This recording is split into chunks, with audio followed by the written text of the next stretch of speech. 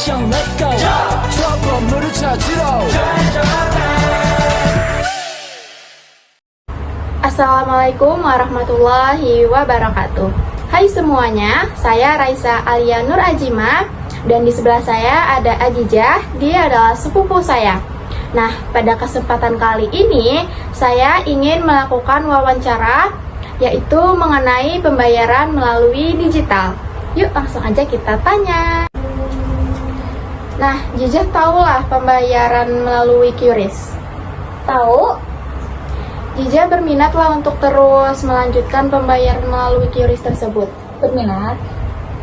Pengalaman Jijah saat pertama kali menggunakan QRIS itu gimana? Agak kaget karena ternyata semudah sama sesimpel ini ya gitu. Oh iya, menurut Jijah nih, apakah QRIS itu dapat memudahkan kegiatan Jijah sehari-hari atau malah menyusahkan? Sejauh ini sih memudahkan ya. Menurut Jijah, Pang, lebih mudah menggunakan pembayaran secara tunai atau menggunakan QRIS? Lebih mudah pakai kris. Terus, Jijah tahulah manfaat dari QRIS itu apa?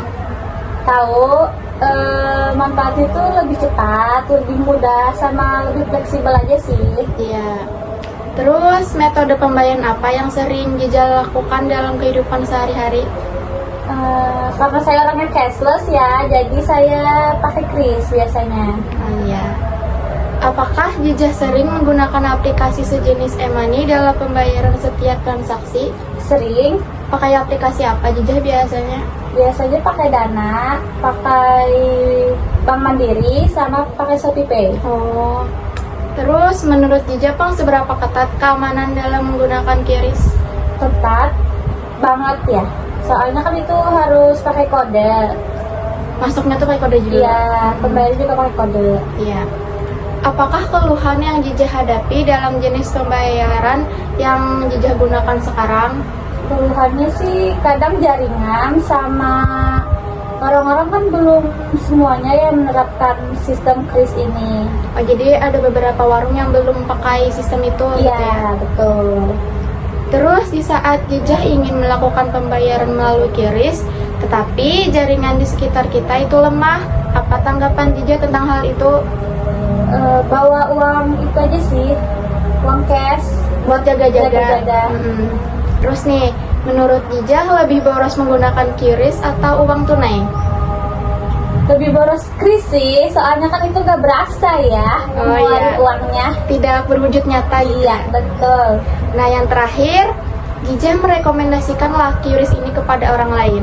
Ya, merekomendasikan karena lebih mudah aja sih, lebih praktis, lebih simpel. Ya, betul.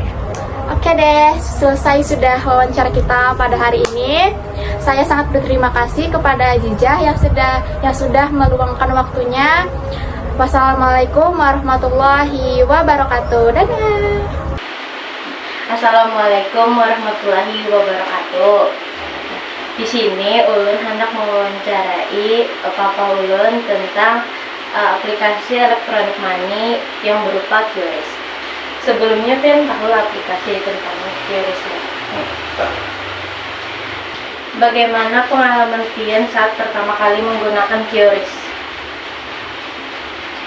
Pertama menggunakan QRIS itu terkendala mungkin tidak semua merchant itu memiliki aplikasi yang menyediakan yang mensupport untuk pemakaian QRIS. Jadi banyak kendala di mana pada saat kita ini menggunakan QRIS, tempat yang kita tuju ternyata tidak menyediakan fasilitas QRIS. Menurut Pian, apakah QRIS dapat memudahkan kegiatan sehari-hari? Kalau untuk di tempat-tempat pembelanjaan ataupun tempat kita transaksi yang modern, QRIS sangat-sangat membantu. Namun sampai saat ini untuk di tempat-tempat tradisional khususnya seperti pasar-pasar tradisional, penggunaan QRIS sangat-sangat minim. Jadi 50-50. Kalau misalnya untuk kita di tempat yang retail yang modern, kita bisa menggunakan QRIS, namun untuk yang di tempat-tempat tradisional kita masih paymentless, jadi bahasanya itu kita masih pakai uang cash untuk pembayaran. Menurut Pian lebih mudah melakukan pembayaran secara tunai atau secara QRIS? Kalau dari sisi kemudahan lebih mudah QRIS ya, jadi kita tidak perlu lagi direpotkan untuk ada uang kembalian. Jadi berapa transaksi yang kita harus bayar ya segitu yang harus kita gunakan di aplikasi QRIS. Jadi tanpa harus nunggu uang kembalian, jadi ya lebih memudahkan langsung menggunakan QRIS.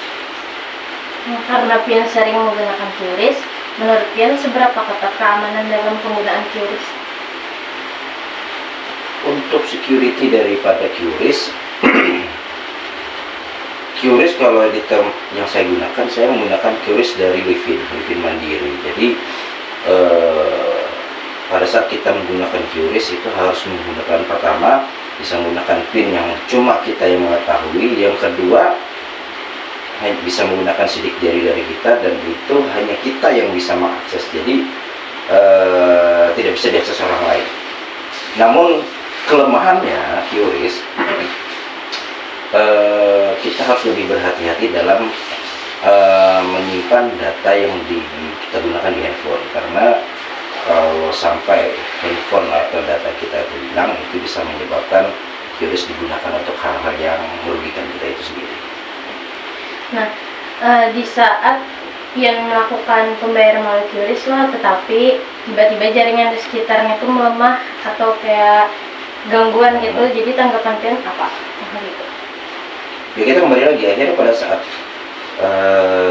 QRIS tidak bisa digunakan dengan masalah itu jaringan, ya mau tidak mau kita harus menggunakan lagi ke pembayaran yang manual, berarti menggunakan uang cash. Mau tidak mau, ya kan?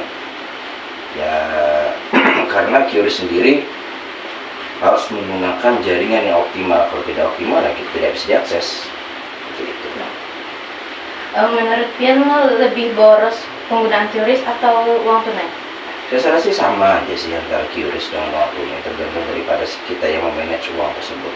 Cuma kalau dengan QRIS, apa yang kita harus bayar ya segitu. Jadi kalau misal kita bayar misalnya 35.500 ya 35.500, tidak perlu kita mengeluarkan uang 50.000, kita nunggu kembalian 14.500, ya akhirnya 14.500 nya kepakai lagi kan.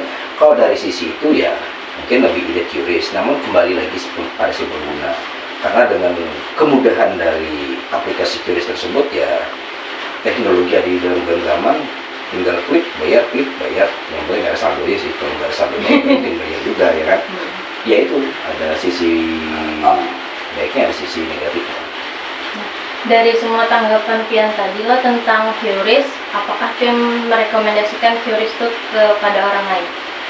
Kalau untuk pembayaran, terutama di retail dan di tempat-tempat pusat pembayaran modern, saya rekomendasi untuk menggunakan QRIS, karena satu, kita tidak perlu capek-capek lagi buang uang tunai yang banyak, dan itu lebih safety di kita. Yang kedua, kalau menggunakan uang tunai kan biasanya ini lebih repot.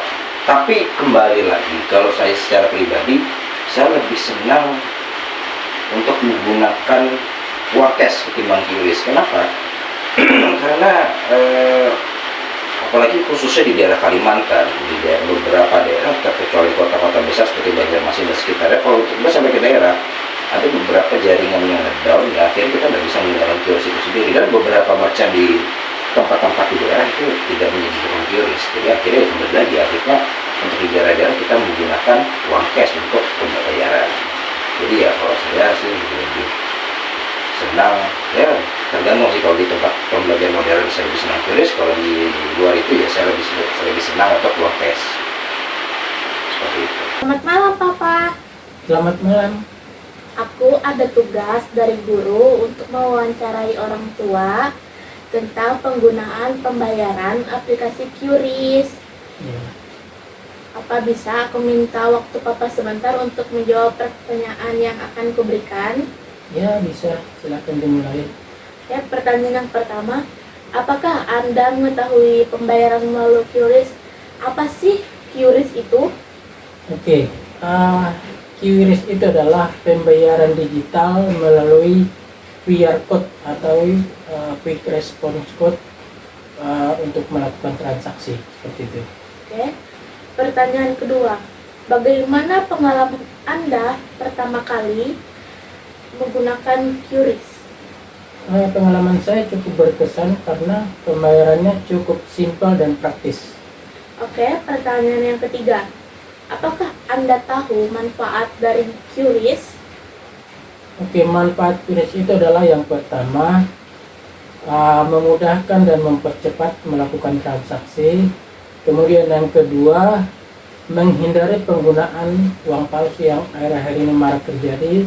Kemudian yang ketiga, menghindari penggunaan uang secara kontak langsung, ya, sehingga kita terhindar dari misalnya penyebaran virus atau penyebaran penyakit lainnya seperti itu. Oke, pertanyaan selanjutnya, apakah Anda sering menggunakan aplikasi sejenis e-money dalam pembayaran setiap transaksi? Ya, cukup sering. Misalnya menggunakan mobile banking atau debit bank.